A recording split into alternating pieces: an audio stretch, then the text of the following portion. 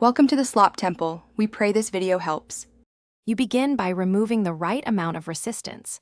Loosen the micro screws just enough so the lens can shift. Use a micro screwdriver and hold the frame steady on a soft cloth to avoid scratches. Once done, gently open the hinge to 90 degrees and identify the temple side and the lens front. This matters for lens seating later. Make sure to keep screws in a small tray and work in good light.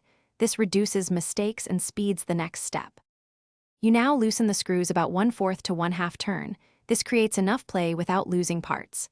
Then, with a nylon pry tool, nudge the lens outward starting at the nose bridge. This clears the flange without warping the frame. Once the old lens is free, align the new lens so the top tab fits first, then press the bottom edge into the groove. Make sure the lens sits flush. Misalignment here causes stress and poor optics, so take your time and check alignment.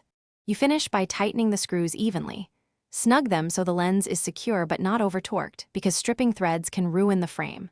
Once tightened, open and close the hinge to test movement, then clean both sides with a microfiber cloth and inspect for gaps or pressure points.